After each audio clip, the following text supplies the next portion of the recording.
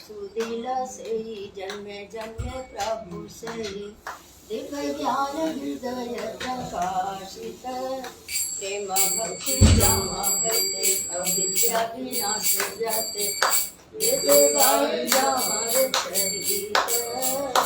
श्री गुरु शरण पद्म केवल भक्ति सदा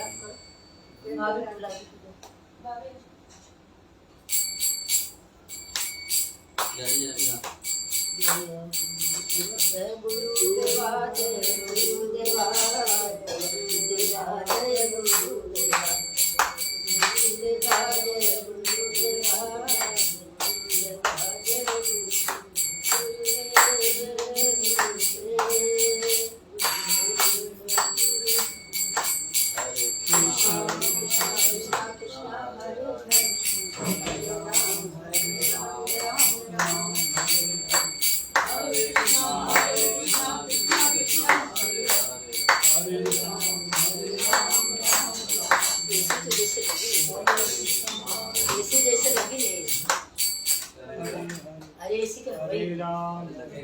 हरे कृष्णा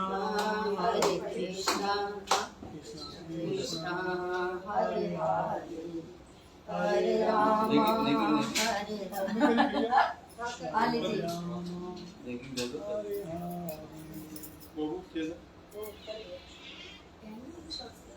ओम आए बोलो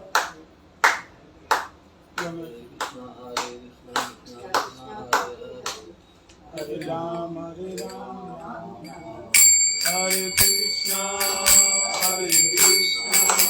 कृष्णा कृष्णा हरे हरे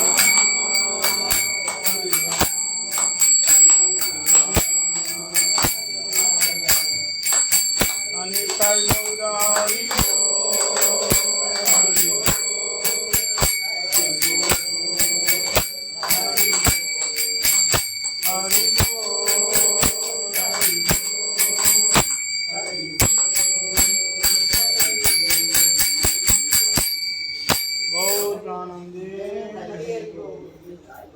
सचिनंदन गौर हरि की श्री गुरु महाराज की श्री प्रभुपाद की हरिनाम संकीर्तन की अनंत कुछ विष्णु की जगदीश प्रभु की उनके संपूर्ण परिवार की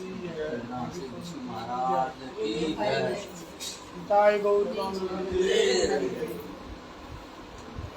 जी पहले पानी पी लीजिए आप। ये अभी लो पानी पी ले पानी पी ले हम लोग पानी से थोड़ा कम आप पिए नहीं पिया मैंने पानी पिया मैंने अच्छा पी लिए तो बाद में दे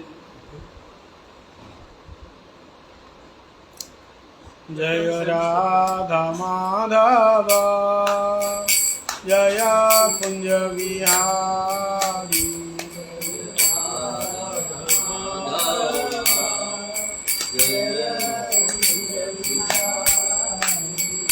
जय राधा माधव जय कुंज विहारी राधा माधव जय कुंज विहारी जय गोपी जन वल्लभ जय गिरिवर धारी गोपी जन वल्लभ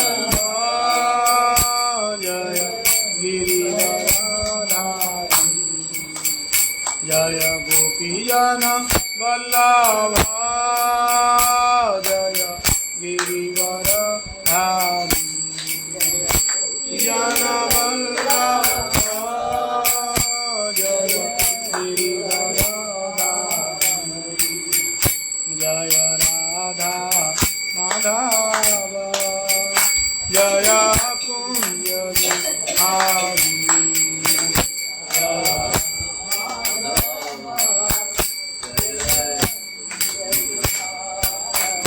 जय यशोदानंदन जय जनानंदन यशोदानंदन यशोदानंदन जय जनरंजन यशोदानंदन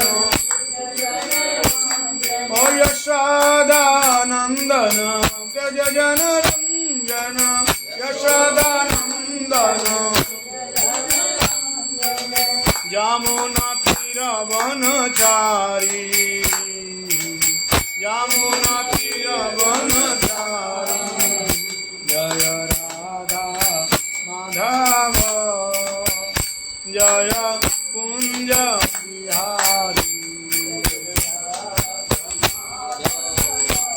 जय कुंज बिहारी बोल हरे कृष्णा कृष्णा कृष्णा हरे हरे हरे राम राम राम हरे हरे हरे कृष्णा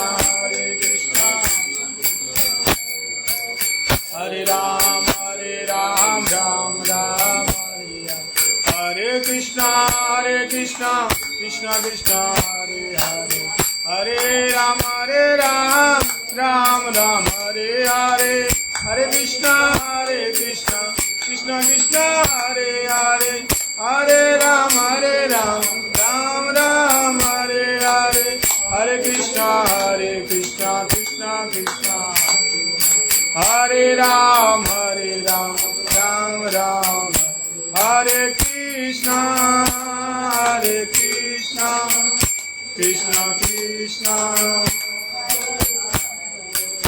हे हरे राम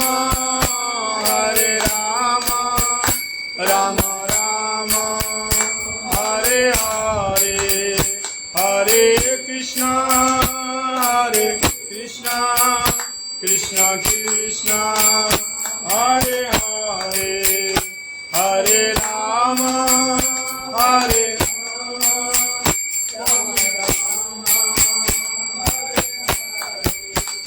निताय गौर हरि बोल हरि बोल हरि बोल हरि बोल हरि बोल हरि बोल हरि बोल हरि बोल निताय गौर हरि बोल हरि बोल हरि बोल हरि बोले सचिनंदन गौरहरि की जय जय श्री राधा रमण जय जय नवल किशोर जय गोपी चितचोर प्रभु जय जय माखन चोर जय गोपी चितचोर प्रभु जय जय माखन चोर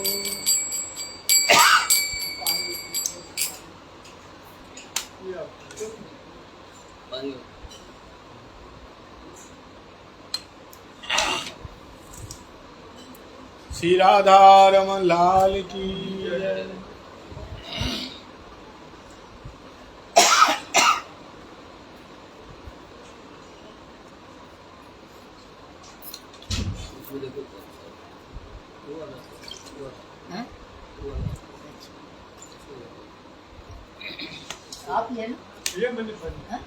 श्री राधा रमन लाल की जय सचिनंदन गौरहरि की जय।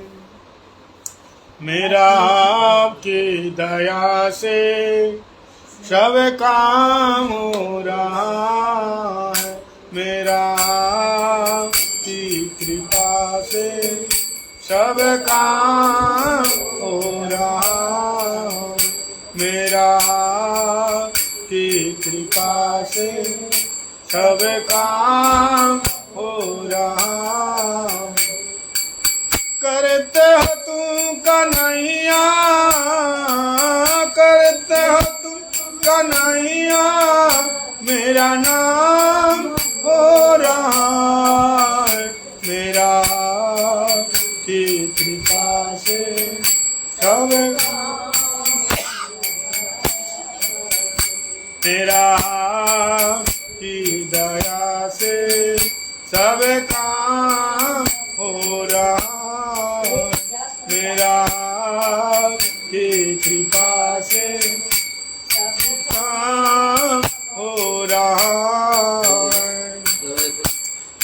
कदीबार के बिना ही मेरी नाव चल रही है। कदीबार तेल जल गया ना। कदीबार के बिना ही मेरी नाव चल रही है। कदीबार के बिना मेरी नाव चल रही। हैरान है जमाना मंजिल मिल रही है। हैरान है जमाना मंजिल मिल रही। करता नहीं मैं कुछ भी, करता नहीं मैं कुछ भी, मेरा नाम हो रहा है। करता नहीं मैं कुछ भी, मेरा नाम हो रहा है। करते हो तुम कन्हैया, करते हो तुम कन्हैया, मेरा नाम हो रहा। मेरा कृपा से सब काम हो रहा। मेरा की दया से सब काम हो रहा।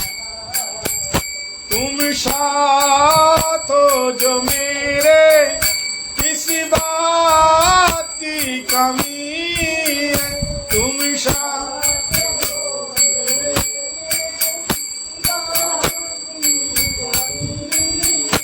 किसी और चीज की अब दरकार भी नहीं है। किसी और चीज की अब दरकार भी नहीं। तेरे साथ से गुलाम अब गुलफाम हो रहा है। तेरे साथ से गुलफाम हो रहा है।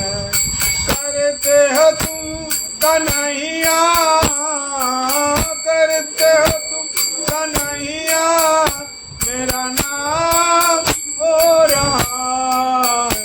मेरा की दया से सब काम हो रहा। मेरा की कृपा से सब काम। मेरा की दया से सब काम हो रहा। ओ मैं तो नहीं हूँ काबिल, तेरा पार कैसे पाऊँ। मैं तो नहीं हूँ काबिल, तेरा पार कैसे। टूटी हुई वाणी से गुणगान कैसे गाऊं। टूटी हुई वाणी से गुणगान कैसे गाऊं। तेरी प्रेरणा से ही, तेरी प्रेरणा से ही ये कमाल हो रहा।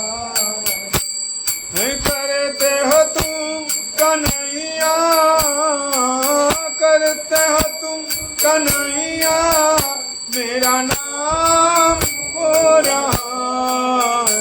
मेरा की कृपा से सब काम हो रहा। मेरा की दया से सब काम हो रहा है। करते हो तुम कन्हैया, करते हो तुम, मेरा नाम हो रहा है। मेरा की कृपा से सब काम की दया से सब काम। हे राधे राधे गोविंद गोविंद राधे राधे राधे हे राधे राधे गोविंद गोविंद राधे राधे राधे गोविंद राधे गोपाल राधे गोविंद राधे गोविंद राधे गोपाल राधे गोविंद राधे गोपाल गोपाल राधे कृष्ण गोविंद गोविंद गोपाल राधे कृष्ण गोविंद गोविंद हे गोपाल राधे कृष्ण गोविंद गोविंद गोपाल राधे कृष्ण गोविंद कृष्ण गोविंद गोविंद कृष्ण गोविंद गोविंद कृष्ण गोविंद कृष्ण गोविंद गोविंद कृष्ण गोविंद गोविंद कृष्ण कृष्ण गोविंद गोविंद कृष्ण गोविंद गोविंद कृष्ण गोविंद गोविंद कृष्ण गोविंद हे गोपाल राधे कृष्ण गोविंद गोविंद गोपाल राधे गोविंद गोविंद गोपाल राधे कृष्ण गोविंद गोविंद गोपाल राधे कृष्ण गोविंद गोपाल राधे कृष्ण गोविंद गोविंद गोपाल राधे कृष्ण गोविंद कृष्ण गोविंद गोविंद कृष्ण गोविंद गोविंद कृष्ण गोविंद गोविंद कृष्ण गोविंद कृष्ण गोविंद गोविंद कृष्ण गोविंद कृष्ण गोविंद गोविंद कृष्ण गोविंद गोविंद गोविंद गोविंद बोल गोविंद भगवान की राधा रानी की जय जय श्री राम जय जय श्री राम। अज्ञानतिमिरं दृष्ट्वा ज्ञानाञ्जनशलाकया चक्षुरुन्मीलितं येन तस्मै श्रीगुरवे नमः। वाञ्छाकल्पतरुभ्यश्च कृपासिन्धुभ्येव च पतितानां पावनेभ्यो वैष्णवेभ्यो नमो नमः। वृंदाय तुलसी देवै प्रियाय केशवस्य च कृष्ण भक्ति प्रदे देवी सत्यवत्यै नमो नमः। श्री कृष्ण चैतन्य प्रभु नित्यानंद श्री अद्वैत गदाधर श्रीवाचार्य गौर भक्ता वृंद बोल हरे कृष्ण कृष्ण कृष्ण हरे हरे हरे राम राम राम हरे हरे। बोलो गुरु महाराज की जय।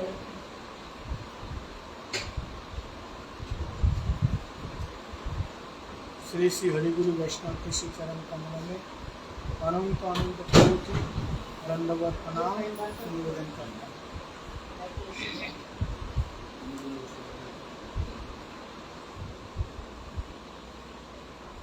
आवाज हो जाएगा मतलब इसी चालू किया आवाज ज्यादा हो जाता है हरे कृष्णा बोलो हरे कृष्णा कृष्णा कृष्णा हरे हरे हरे राम राम राम हरे हरे। हम लोग श्री श्री हरि गुरु वैष्णव की हेतु की कृपा से आज हमारे श्रीमान जगदीश प्रभु जी के गृह में साधु संघ में हरि कथा श्रवण करने का सौभाग्य प्राप्त हुआ है, जो कि वर्तमान समय में जिसका बड़ा अभाव है। किसका अभाव है? साधु साधु संग हरि कथा का अभाव है। तुलसीदास जी ने बताया कि संसार में दो चीज बड़ा दुर्लभ है। संसार में दो चीज बड़ा दुर्लभ है। वो चीज क्या है? वो है साधु संग और दूसरा हरि कथा। एक है साधु के संग मिल जाना और दूसरा है हरि कथा। ये दो चीज दुर्लभ है। शुद्धवित नारी पापी के हूँ हई बसंत समागम हरि कथा तुलसी दुर्लभ दुर्लभ। शुद्ध, वित्त और नारी कितने हो गए? तीन हो गए। ये तीनों चीज सबके पास है, थोड़ा बहुत सबके पास है। ध्यान से सुनना। शुद्ध बेटा, वित्तीय संपत्ति, पैसे रुपया, और नारी मतलब स्त्री, सबके पास है। एक पापी से पापी आदमी के पास ये सारी चीजें होती हैं। पापी के हूं होई, बड़े बड़े जो आतंकवादी है, टेररिस्ट है, उसके भी बीवी बच्चे पैसे उसके पास भी है, नहीं है? इसके पास नहीं है। भले ही बेटा बात ना मानता हो, है तो बेटा। भले ही घर वाली गर्म चाय ना पिलाए, है तो घर वाली नहीं। अगर झगड़ा करती है तो घर वाली नहीं है? बोलिए। कैसे भी है, सबके पास है। किसी के पास लक्ष्मी के रूप में तो किसी के पास काली के रूप में है। ठीक है, सुनो माता जी कथा सुनो। छोड़ो ये सब, छोड़ो कथा सुनो, शांत बैठ के कथा सुनो। 5-10 मिनट कथा सुनिए, छोड़ दीजिए। शुद्ध वित्त नारी पापी क्यों हुआ? शुद्ध वित्त नारी पापी क्यों हुई? ये पापी से पापी व्यक्ति के पास है। और ये तीन चीज गिनाया ना हमने, पैसा थोड़ा बहुत सबके पास है। भले उसी से तुम्हारा काम ना चल रहा हो, किराए पे रहते बेचारे, थोड़ा सा है, लेकिन सबके पास है। इसका कोई महत्व नहीं है। तुलसीदास जी कह रहे पापी, पापी के पास है और तुम्हारे पास है, एक पुण्य आत्मा के पास है। दोनों में फिर अंतर क्या है? बल्कि वो लोग कहते हैं तुम इतना टीका लगाते हो, कंठी पहनते हो, तुमसे ज्यादा हमारे पास है। नहीं, ऐसा तो बोलते हैं, तुमसे ज्यादा माल पानी हमारे पास है। क्या है तुम्हारे पास? देखो हम दिन दुगुना रात चौगुना तरक्की कर रहे हैं, तुम क्या कर रहे हो? इतना मंदिर में भागदौड़ करते हो। लोग बोलते हैं इतनी भक्ति करता, मंदिर में जाते एक बेटा भी नहीं है। देखो हमारे घर में 4 बेटे, हम कभी मंदिर नहीं जाते। तो पुण्य आत्मा और पाप आत्मा क्या अंतर रहा? तो तुलसीदास कह रहे हैं इसमें अंतर देखने की कोई आवश्यकता नहीं है, ये तो नॉर्मल चीज है, सबके पास है। शुद्ध वित्त नारी, मैंने कहा ना, चाहे बेटा बात ना माने या ना माने, माने या ना माने, फिर भी वो बेटा है। मरने के बाद संपत्ति उसी को ही जाना है, नहीं जाएगा। चाहे लिख के गए हो या ना गए हो, उसी को जाना है। चाहे घर वाली सारा दिन लड़ते हो, झगड़ते हो, चाबी उसी के पास। उसने बोला कि सुनो। क्या सुनो?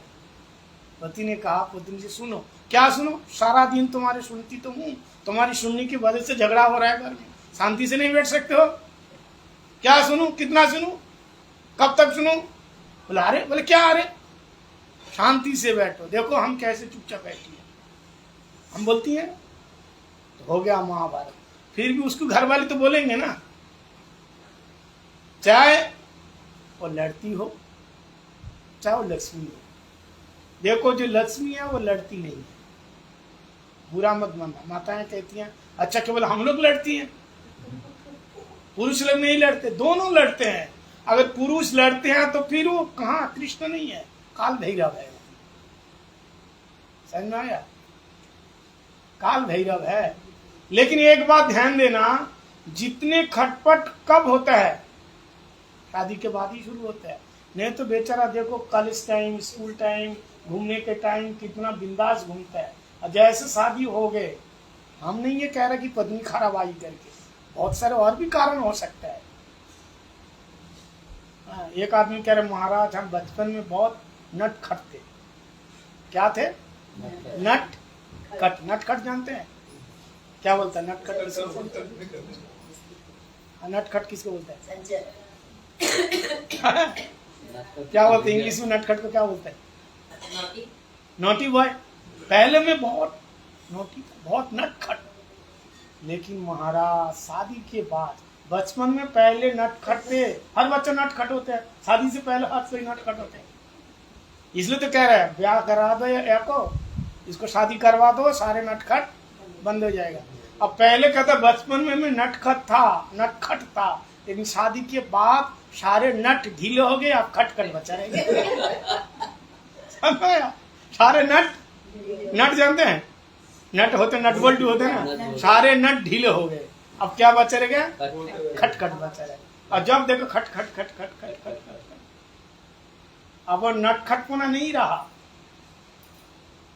ये तो घर घर की कहानी, हमको ये सुनाने का असली उद्देश्य नहीं है। असली उद्देश्य है कि ये घर घर में होता रहता है, ये बड़ी बात है। तुलसीदास जी कह रहे हैं, तुलसीदास जी कह रहे हमारे जीवन में ऐसे ही हुआ। अगर हम साधु भी बना है ना, ये नटखट के कारण झटपट साधु बन गए। अगर नटखट नहीं है तो फिर झटपट नहीं बन पाएगा। लेकिन एक बात ध्यान दीजिए, भले ही नटखट में बने, भले ही कैसे भी बने, बन तो जाओ। लेकिन लोग क्या था, देखो तुलसी बाबा की पत्नी ने ऐसा किया तब वो साधु बना। और ऐसी बात होती तो आज घर घर में तुलसीदास दिखाई देते। किसके घर में नटखट नहीं होता, झगड़ा नहीं होता। लेकिन कौन भजन कर रहा है, कौन भक्ति कर रहा है? कर रहे हैं? कोई भजन भक्ति नहीं कर रहा है। इसलिए भक्ति करने के लिए एक सुकृति की आवश्यकता होती है। झगड़ा होने से, परिवार के लोग कष्ट देने से, लोग कहते देखो बहू खाने भी नहीं देता, बेटा भी भाग जाने के लिए कह रहा है, हरिद्वार में जाओ, वृंदावन में जाओ, फिर भी देखो यहाँ बुद्धा पड़े पड़े हैं, इन लोगों का कष्ट सहन कर रहे हैं। वैराग्य ही नहीं, दुमाला जाप नहीं करेगा, भजन नहीं करेगा, सारा दिन पार्क में बैठ करके ताश खेलता रहेगा, जुआ खेलता रहेगा, इधर उधर की बात करता रहेगा, सारा दिन ही करता रहेगा, फिर भी भजन नहीं करेगा। हाँ, ऐसा नहीं। अरे कैसे भी तो चलो बाबा के मंदिर में। बोले घर में भाई खटपट, चल बाबा के मठ पर। बाबा के मठ पे। हाँ, अरे खटपट भाई होने के बाद तब भी तो मठ में आओ, तब भी ना आवे। बोले नहीं, घर में महाराज आ सकती है। तो तुलसीदास जी कह रहे हैं ये शुद्ध नारी पापी क्यों हूँ होई। ये सबके जीवन में है, लेकिन दो चीज सबके जीवन में नहीं है। वो क्या है? शुद्ध वित्त नारी पापी क्यों होई, पर संत समागम साधु संग। संत समागम मतलब साधुओं का संग। संत समागम हरि कथा। समागम होगा संत का तब तो हरि कथा होगी। संत समागम हरि कथा। तुलसी दुर्लभ। तुलसीदास जी कह रहे ये जीवन में दो चीज दुर्लभ है। बाजार में आपको कपड़े मिल जाएंगे, आपको पूरे श्रृंगार का सामान मिल जाएगा, है ना। आपको साजना नहीं आता है, ब्यूटी पार्लर चले जाओ, साजा के भेज देंगे। नहीं, साजना नहीं आता है, वहां चले जाओ, आपको साजा के, और जाओगे कुछ बन के, आओगे और कुछ बन के। घर वाले भी नहीं पहचान पाएंगे, इतना सुंदर बना देंगे। यानी पूरे शरीर को साजने संवरने को, खाने पीने को, सारा सामान आप यहाँ से निकाल करके पूरे मार्केट तक जाओ, मिलेगा। लेकिन हरी कथा कहाँ मिलेगी? कोई भी एक मार्केट है, कोई भी एक दुकान है, कोई भी एक मॉल है, कोई भी रेस्टोरेंट, कोई कुछ बताओ है कोई? अच्छा एक बात बताओ, मंदिर और मठ के में अंतर है। और गुरुदेव बोलते थे मंदिर तो मिल जाएंगे लेकिन मठ नहीं मिलेगा। मंदिर में भगवान होता है। आप कहोगे महाराज मठ और मंदिर में क्या अंतर है? चीज तो एक ही है। अंतर इतना है, मंदिर में केवल भगवान होते हैं और मठ में भगवान और भगवान के भक्त होते हैं। अब मंदिरों में क्या, पुजारी सुबह शाम आया, ओम जय जगत इसकी आवाज, अपन चले गए घर में। वो सारा दिन वही नहीं बैठे रहेंगे। लेकिन मठ में क्या होगा, सारा दिन गुरुदेव रहते हैं, संत लोग रहते हैं, ब्रह्मचारी लोग रहते हैं, सारा दिन पूजा पाठ कीर्तन, उसका घर ही वही है। मठ का मतलब जत्रः छात्रः पठन्ति तिष्ठन्ति, मठ है। जहाँ पारमार्थिक विद्या मिलती है वो मठ है। पारमार्थिक विद्या जहाँ मिलती है वो मठ है।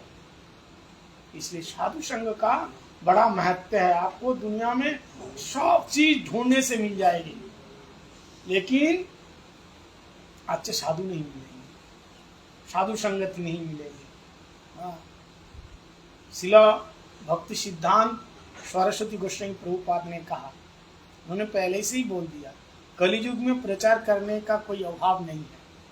करने वाला लोगों का, प्रचार करने वाले लोगों का कोई अभाव नहीं है।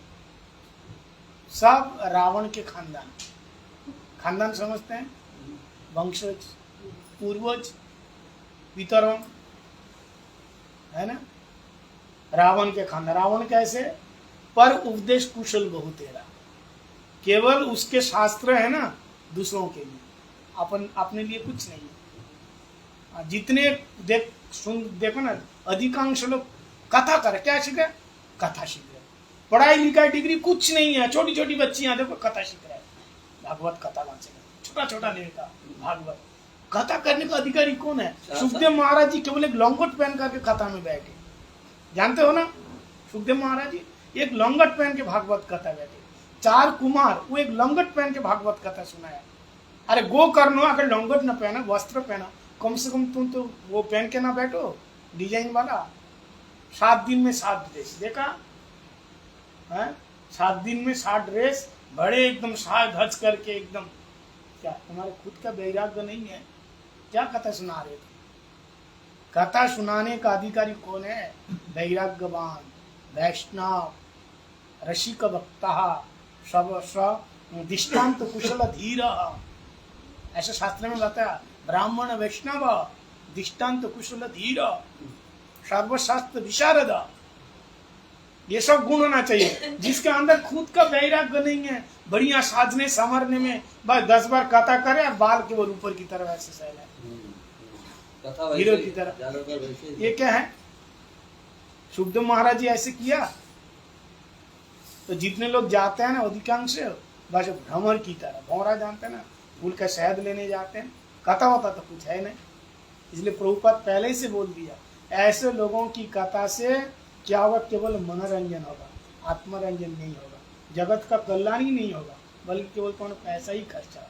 तो साधु संगति, साधु संग की बात जो मैं कह रहा हूं ना, साधु संग इसलिए भोले बाबा खुद कह रहे हैं, पार्वती देवी से भोले बाबा, जिस भोले बाबा की पूजा करते हैं हम लोग, ये भोले बाबा खुद कह रहे पार्वती देवी से, सदगुरु दुर्लभम देवी शिष्य संताप हार कहा।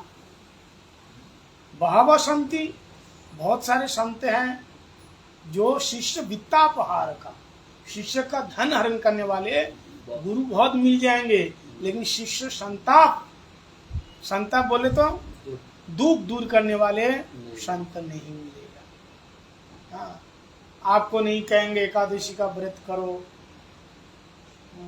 तिलक माला लगाओ, जो नियम है, जो सिस्टम है वो नहीं बताएंगे। बताएंगे तो आएगा नहीं, आएगा दूसरे दिन नहीं आएगा। इसलिए वो अपना भीड़ इकट्ठा करने के लिए बस तुम्हारे मन पसंद बात करेंगे। इसलिए तुलसीदास कह रहे हैं साधु संग करना, वो साधु कैसे होना चाहिए?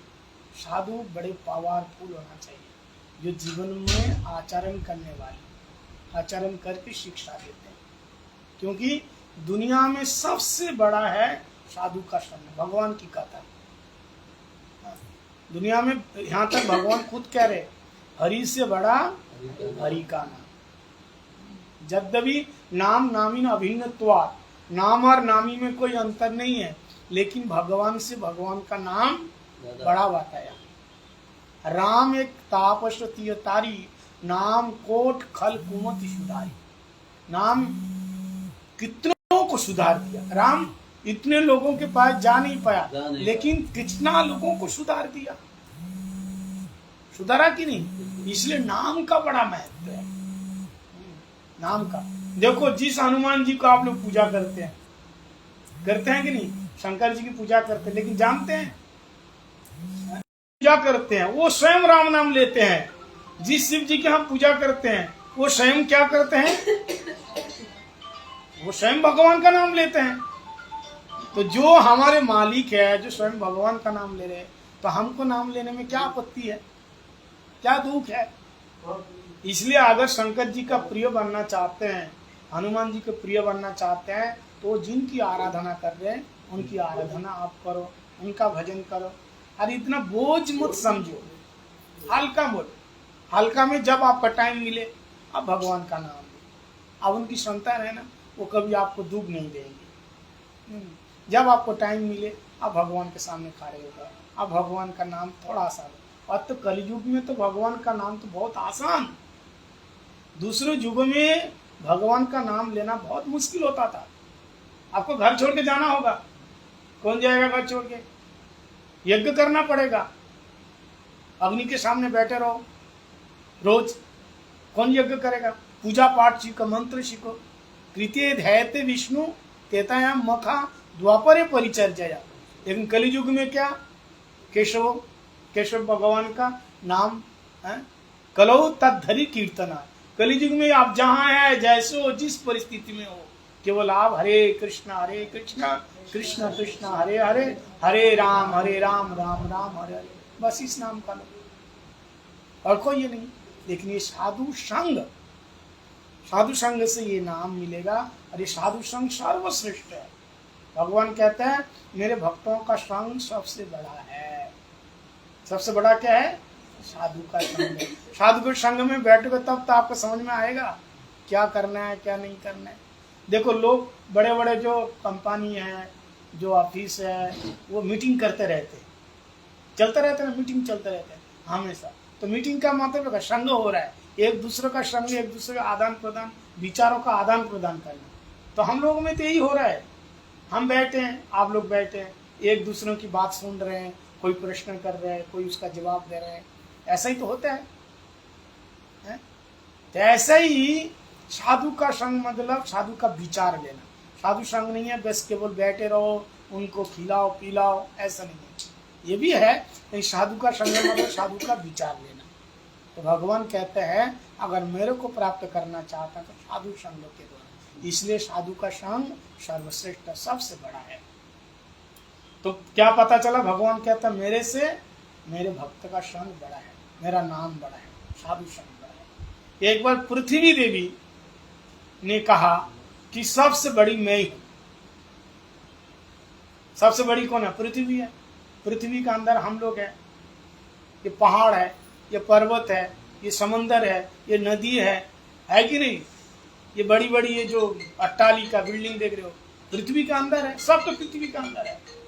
आकाश है, चांद है, तारा है, सब पृथ्वी के अंदर है। इसलिए पृथ्वी कहती है, ध्यान से सुनिए, पृथ्वी कहती है अगर मैं नहीं होती तो फिर ये सब कहाँ होते। इसलिए पृथ्वी ने कहा मैं बड़ी। पृथ्वी ने कहा बोले सबसे बड़ी मैं हूं।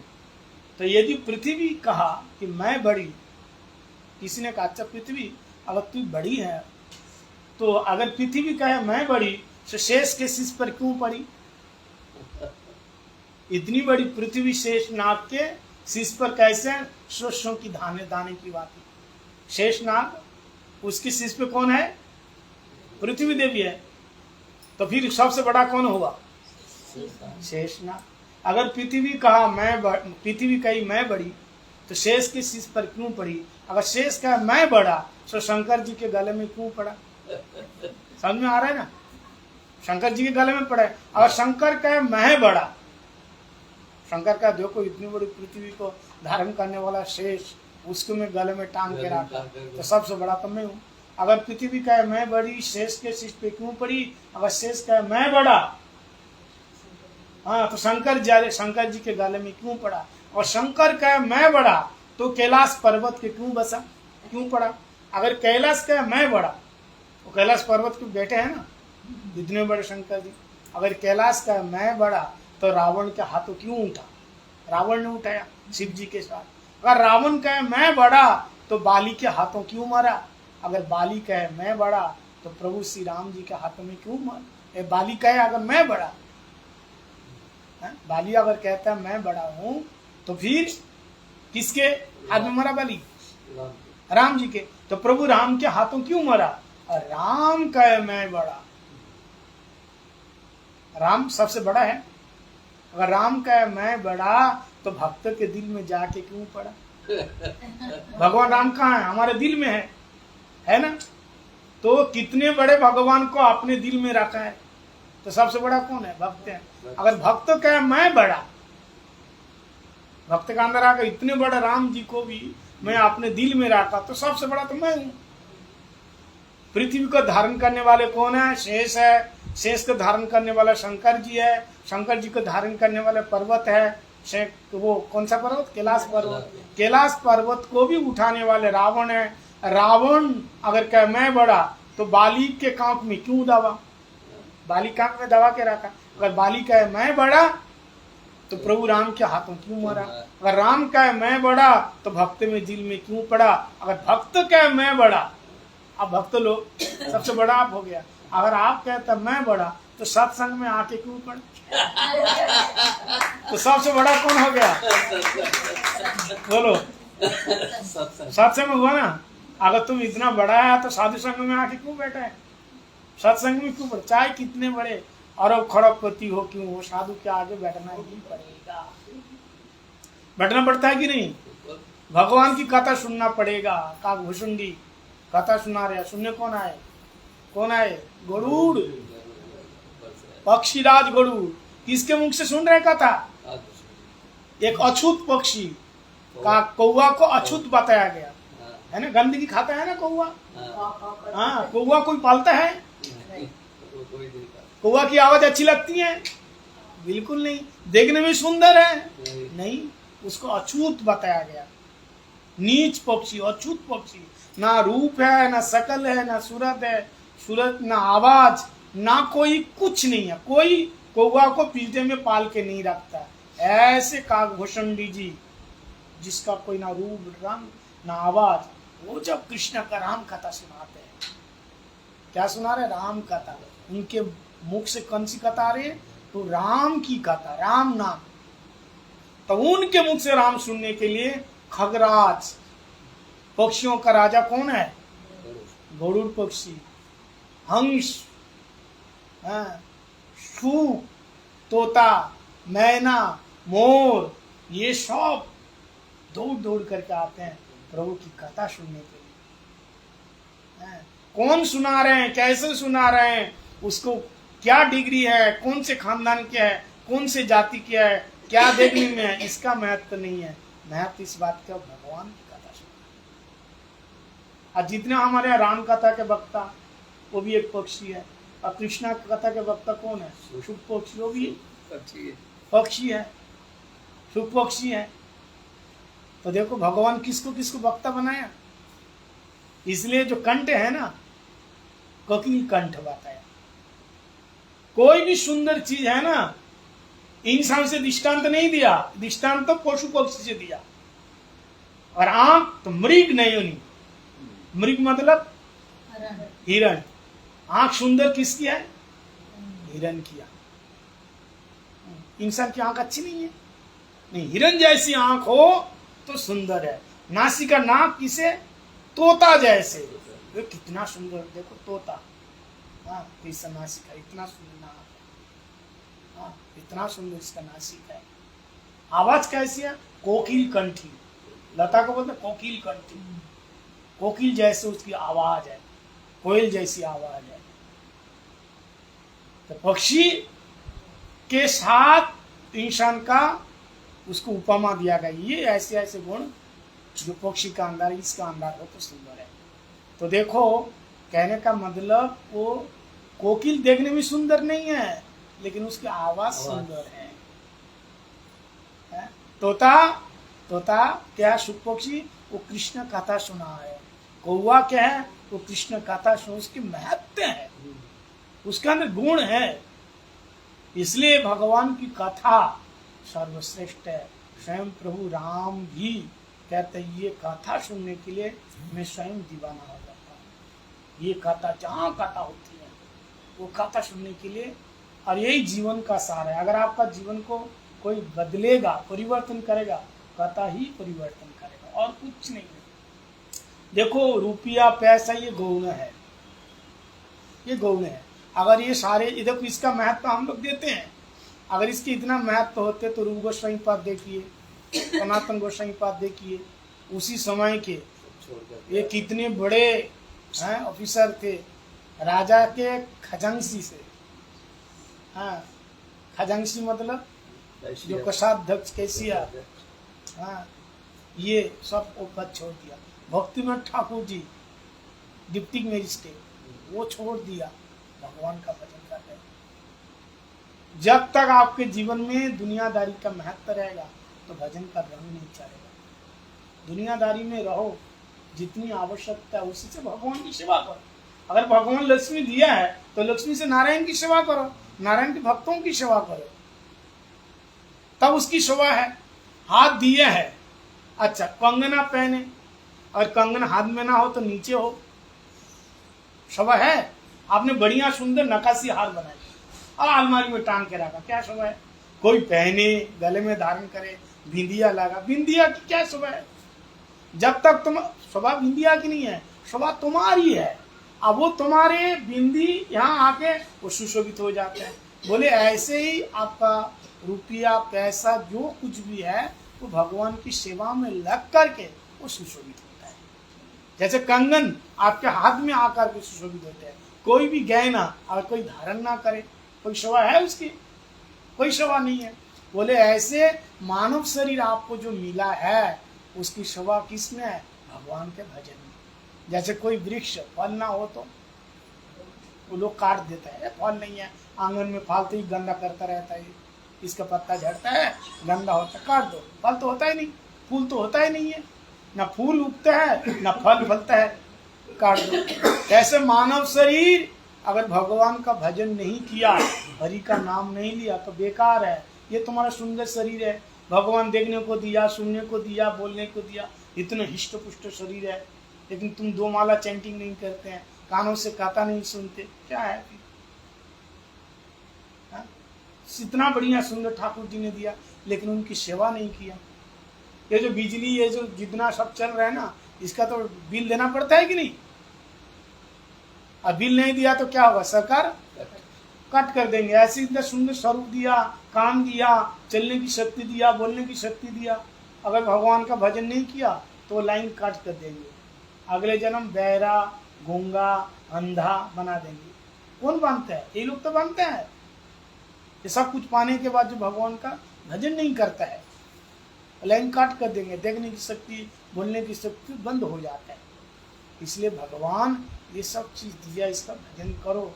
ये शरीर बार बार मिलने वाला नहीं है, मिलेगा नहीं बार बार, और आगे टाइम नहीं मिलेगा। और लोग कहते हैं ना बुढ़ापे में भजन करेंगे, कोई गारंटी है बुढ़ापा आएगी? बताओ, कौन बता सकते हैं? अरे बुढ़ापा की बात तो छोड़ दो, काल इतने समय तक, 1 घंटे बाद तक हम रहे या ना रहे, इसकी कोई गारंटी नहीं दे सकते।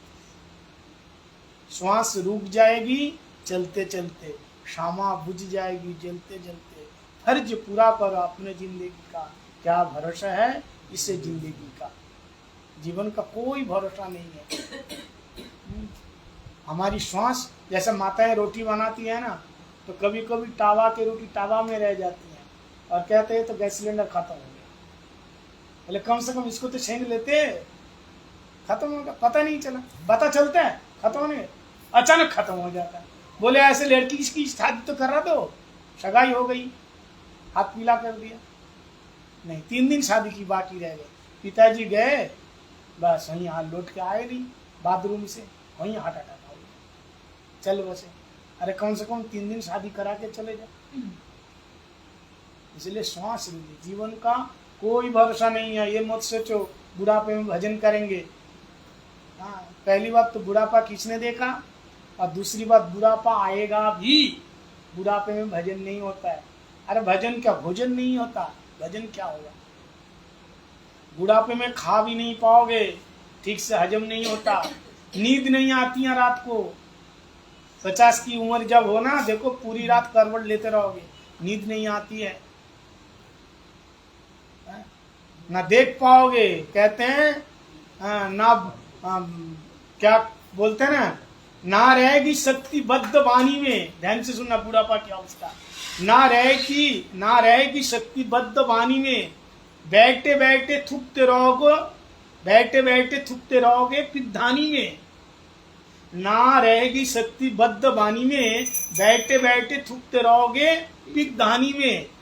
समझ में आया। बुढ़ापा आना है, आंखों में पड़ेगा जाला और नाक से बहेगा नाला और लाठी से पड़ेगा पाला।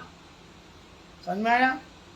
आंखों में मोतीबिंदी हो जाएंगे और नाक से, जो बड़े बूढ़े लोग थे, पानी गिरते रहते हैं, और लाठी से पड़ेगा पाला। जवानी और बुढ़ापे के बीच में फाइटिंग होते हैं, और कौन जीतता है, बुढ़ापा जीत जाता है, जवानी को मार मार के भागा देता है। और जो जीतता है वो भगड़ावा करता है ना, भगड़ावा जानते हैं, डांस करते हैं।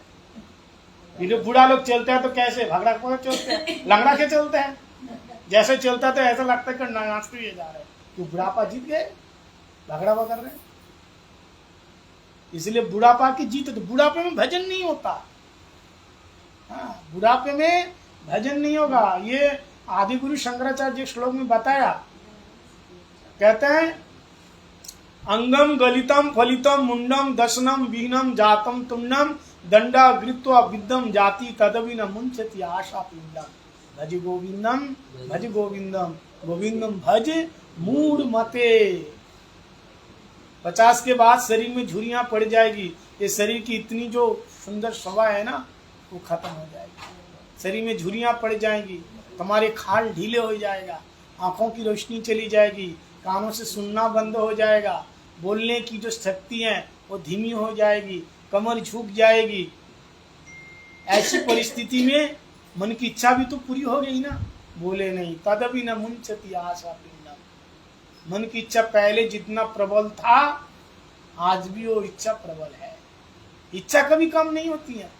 इसलिए बुढ़ापा एक ऐसा हमारे जीवन का ये पाप है, ये कुछ करने नहीं देते। इसलिए बुढ़ापे में भगवान का भजन नहीं होता है।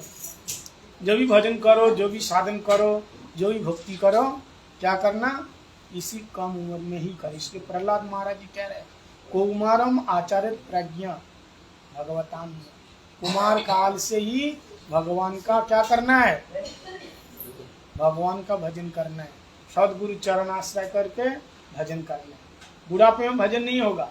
इसलिए जो भी करो अभी करो। अब भजन करने के लिए आपको तो जंगल कोई नहीं भेज रहे हैं, भेज रहे हैं कोई, घर में तो रह के कहना, देखो ये भक्त लोग करते हैं, प्रभु लोग करते हैं, ये सब लोग घर में रह के करो, घर का काम करो, भगवान जी राखो। अब भगवान को जो भी खाते हो भोग लगा के खाओ, भगवान का नाम लो। ये गृहस्थी आश्रम में कहीं भी रहो भगवान का नाम लो। कलियुग में भगवान को पाना तो सहज है, लेकिन तुम ये भी नहीं करो, बुढ़ापे में करेंगे। बुढ़ापे में, बुढ़ापा पहली बात तो आएगी नहीं। देखो बुढ़ापे में भजन करने का मतलब हाथी को गोद में बिठाना। हाथी देखा, कौन देखा, कौन कौन हाथी देखा, डायरेक्ट सब लोग देखा, छोटा होता है ना, बड़ा हाथी को कौन गोद में बिठा सकता है, तो बुढ़ापे में भजन करने का मतलब हाथी को गोद में बिठाना असंभव है ना। हाथी को गोद में बिठाना असंभव है ना, या संभव है? असंभव। जैसा हाथी को गोद में बिठाना असंभव है, ऐसे बुढ़ापे में भजन करना असंभव है। तो बुढ़ापे में भजन करने का मतलब हाथी को गोद में बिठाना, ध्यान से सुनो, और मच्छर को कपड़ा पहनाना। मच्छर को कपड़ा पहनाना। मच्छर को कपड़ा कोई पहना सकते हैं? अब अच्छा, मच्छर कितना बड़ा होगा, उसका कपड़े कितने बड़े होंगे, कहाँ पहनाएगा? असंभव है। तो ऐसे ही भजन करना बुढ़ापे में असंभव है। तो बुढ़ापे में भजन करने का मतलब, ध्यान से सुनो, 3 टिक से आपको बता रहे हैं कैसे असंभव है। बुढ़ापे में भजन करने का मतलब हाथी को गोद में बिठाना असंभव, और मच्छर को कपड़ा पहनाना असंभव है, और चींटी को लिपस्टिक लगाना। चींटी को, ये केवल हंसने की बात नहीं है। अब चींटी देखा, चेटा नहीं, चींटी एक मोकोड़े होते हैं ना, बड़ा होता है, चींटी बहुत छोटी होती है। अब उसको पता हो कैसे लिपस्टिक लगाओगे। अगर आप लोग लगा सकता तो बुढ़ापे में भजन कर लेंगे, अभी मत करो, नहीं कर सकता, असंभव। ऐसे बुढ़ापे में ये मत सोचो। इसलिए अभी से, आज से, अभी से इसी वक्त भगवान का नाम लेना शुरू करो, हरिनाम करना शुरू करो। हमारे श्री चैतन्य महाप्रभु इतने दयालु, इतने कृपालु, इस नाम को देने के लिए ही आए। आज मैं 2 दिन से इनके घर में कथा सुना रहा हूँ कि चैतन्य महाप्रभु का अवदान वैशिष्ट के संबंध में। महाप्रभु प्रभु राम जी से और भगवान श्री कृष्ण से भी ज्यादा दयालु है, ज्यादा इनका अवदान है, ज्यादा विशिष्ट है। हमने सुनाया कैसे प्रभु राम जी अपने जीवन की लीला के द्वारा लोगों को शिक्षा दी। अब भगवान कृष्ण जीवन की लीला के द्वारा शिक्षा दिया, और उसके साथ साथ एक गीता जैसे अनमोल रत्न हम लोगों को दिया। तब प्रभु राम जी से इनका अवदान श्रेष्ठ है। और चैतन्य महाप्रभु और एक चीज आगे किया, अपने जीवनी के द्वारा, लीला के द्वारा उन्होंने शिक्षा दी। और जैसे भगवान कृष्ण ने गीता दिया, चैतन्य महाप्रभु ने क्या दिया? शिक्षाष्टकम दिया, 8 श्लोक, जिसका अंदर गीता का भी निचोड़ है। शिक्षाष्टकम दिया, ये चैतन्य महाप्रभु दिया। और उसके साथ साथ जो विशेष गुण है जो महाप्रभु के अंदर है, महाप्रभु घर घर में जा करके भगवत नाम का प्रचार किया। स्वयं भगवान होते हुए भी जारे देखो तारे कहो कृष्ण उपदेश, हमार आज्ञा गुरु हिया तारे। सबको डोर टू डोर जा करके हरिनाम संकीर्तन का करने का आदेश किया। भगवान राम ने कहा, कृष्ण ने कहा कि कृष्ण मेरा नाम लो, नहीं, लेकिन चैतन्य महाप्रभु जा करके स्वयं भगवान होते हुए भक्त के रूप में आए ना, सबको कह रहे भगवान का नाम लो, प्रभु का भजन करो। भजन करना ही जीवन का सहारा है। भजन नहीं किया तो ये मानव शरीर दोबारा नहीं मिलने को। हाँ, महाप्रभु कह रहे ये मानव शरीर दोबारा नहीं मिलने को। भागवत में एक श्लोक आया, निर्देम आद्यम प्रबलम सुकल्पम गुरु कर्णधारम मयानुकूलेन नमस्वत ऋतम न तरेत पुमान भवाब्दी सा आत्महा। आत्महा का मतलब है आत्मघाती।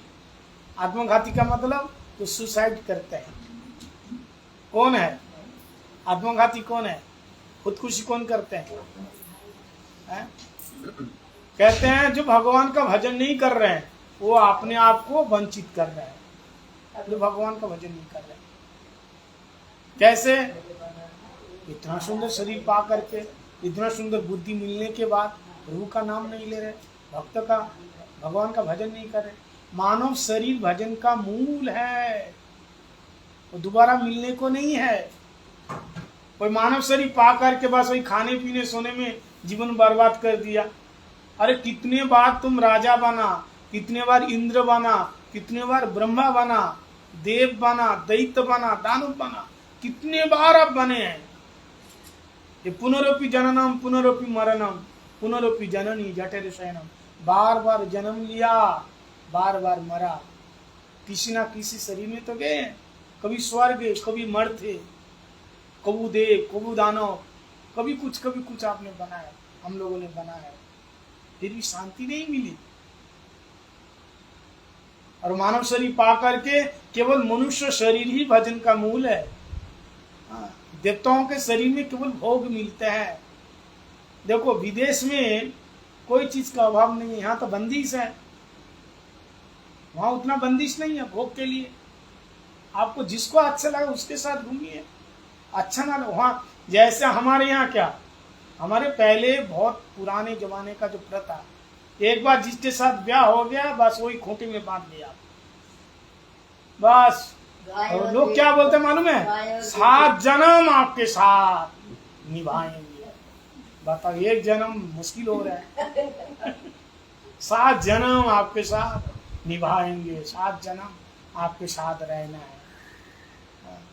मार रहे हैं, पीट रहे हैं। अब बहुत से देख रहे हैं न्यूज में, मिट्टी का तेल छिड़क के वधू हत्या हो रही है, फिर भी माता पिता नहीं, तुम्हारा पति है उसके साथ रहना है।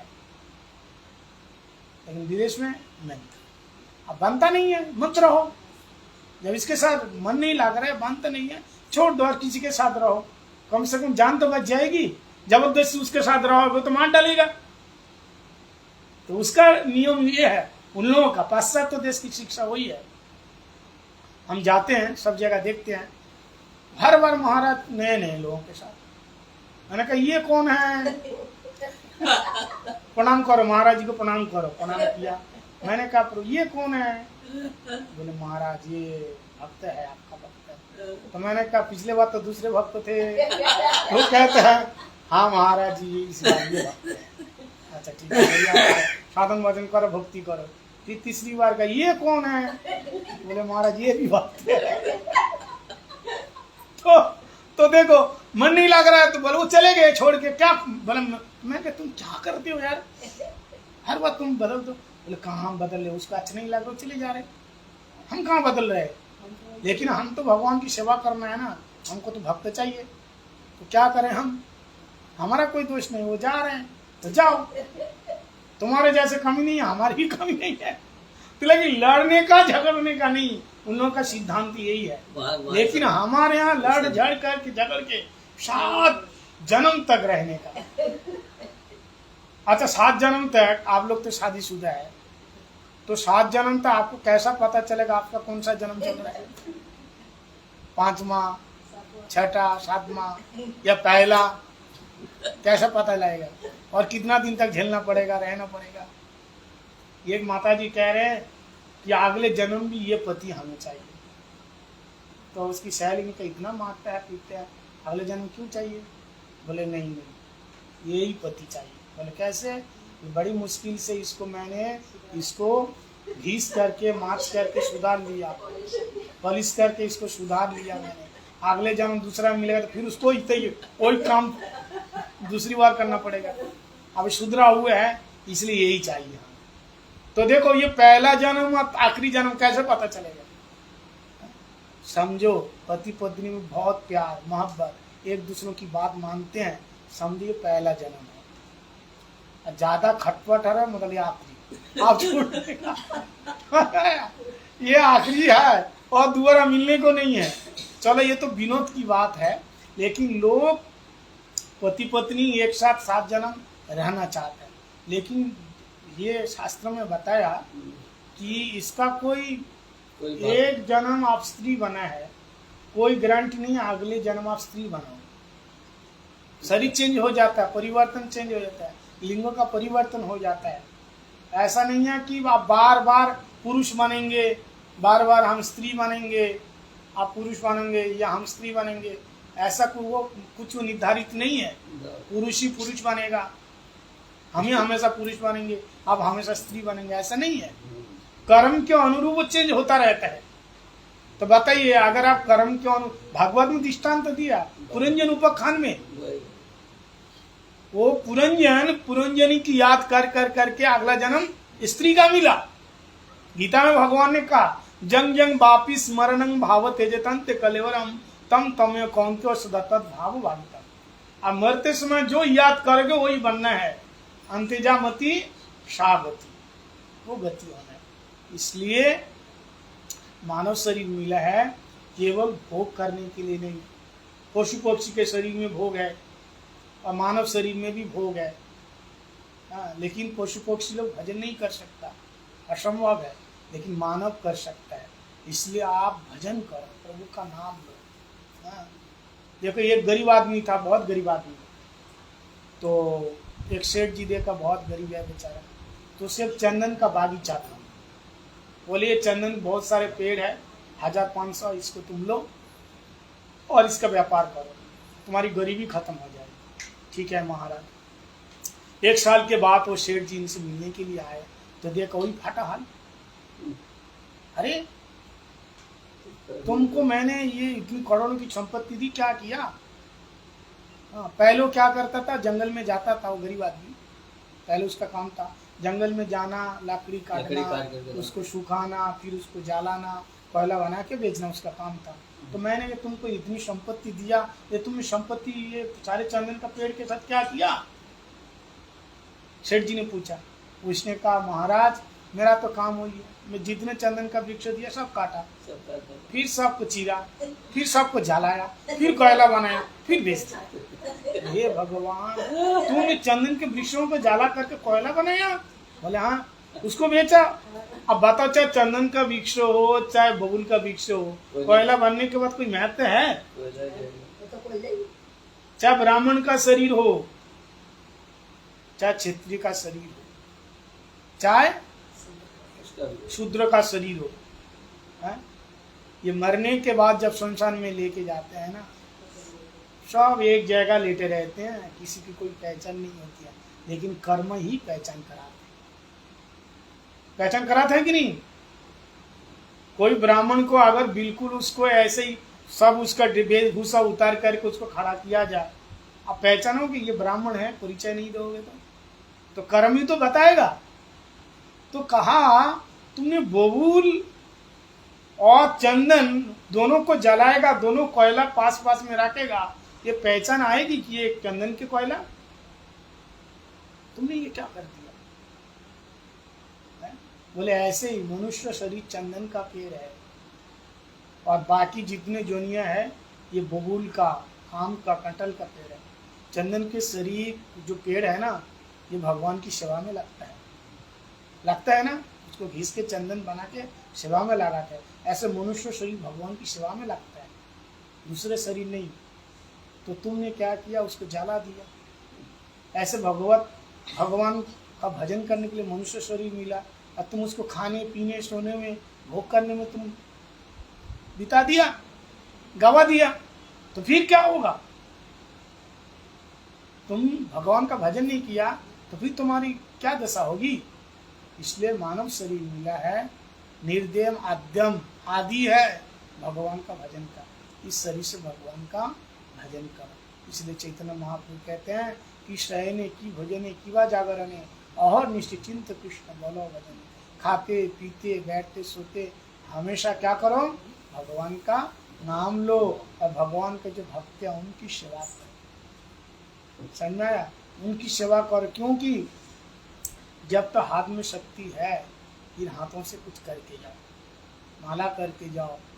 हाँ, साधु संत ब्राह्मण हो सबकी सेवा करो, गुरु की सेवा करो, क्योंकि ये शरीर छूटने के बाद सब छूट जाएगा, रहेगा। ये चोला जब तक है तो सब तब तक है, ये छूटने के बाद ना तुम्हारे साथ कोई जाएगा।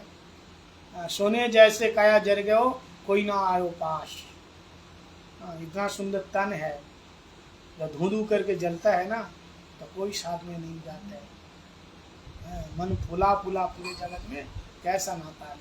लोग कहता है कि ये देखो मेरे 4 बेटे हैं, मेरे इतने बड़े बंगले हैं, ये गाड़ी है, ये बिजनेस है, ये है, वो है। मरने के बाद तुरंत कहाँ? जब लेके जाते हैं 4 गजा 4 गजी मांगाई, काट की घोड़ी में उसको जाना होता है। ऐसा नहीं है कि ताकिया में सर रख करके बढ़िया डल गद में उसको लेके जा रहे हैं, ऐसा नहीं होता। कफन उड़ाए लेके जाते हैं। बच्चा जब जन्म लेते हैं तो माँ लंगट पहनाती है, उसमें कोई जेब नहीं होती, होती है जेब। और मरने के बाद कफन ओढ़ के लेके जाते हैं, उसमें जेब होती है कफन में। तो जब जन्म लिया, जो हम पहने, माता ने पहने हैं पहली बार, वो लंगट, उसमें जेब नहीं। अब मर के जब जाते हैं, कफन ओढ़ के जाते हैं, उसमें भी जेब नहीं होती है। तो बीच में हम जेब बना के क्यों खटपट कर रहे हैं? जेब भरने के लिए। जेब तो खटपट करा रहे हैं ना, जेब भरने के लिए। इतनी लड़ाई झगड़ा मारपीट क्यों? केवल जेब भरने का खटपट है। हम अपने आप संतोष नहीं है, जितनी आवश्यकता उतनी में संतोष नहीं है। हमारी इच्छा पूरी होनी चाहिए। इच्छा भगवान भी पूरी नहीं कर सकते हैं। आशा ही परमम दुखम, नैराश्य परमम सुखम। हमारी आशा ना भगवान भी पूरी नहीं कर सकते।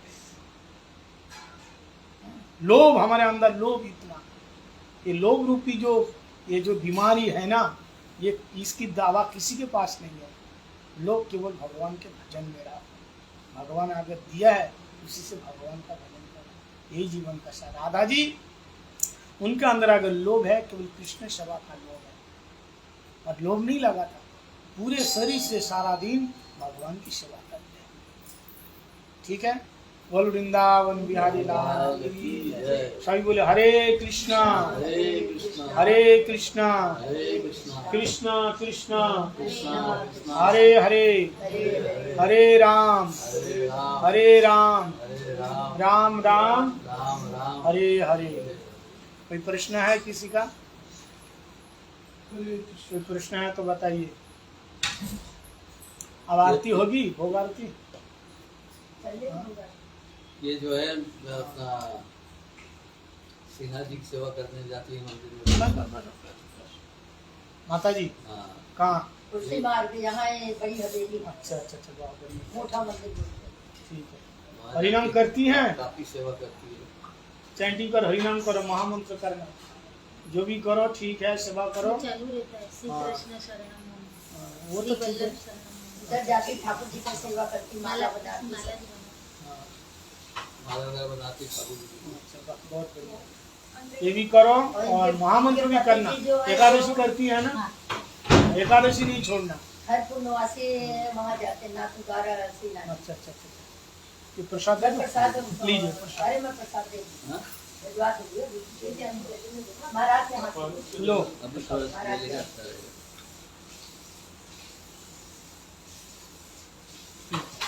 हरिनाम करना, ठीक है। नाथ द्वारा, इनके पति जी हैं, नाथ द्वारा हर पूर्णिमा को जाते हैं। अच्छा सागर का ठीक है, अभी आरती की तैयार कीजिए, आरती होगी फिर हम लोग शाम को गौर प्रणंदे भोग निकाल लिया? हरे आप उसका हो गया 300।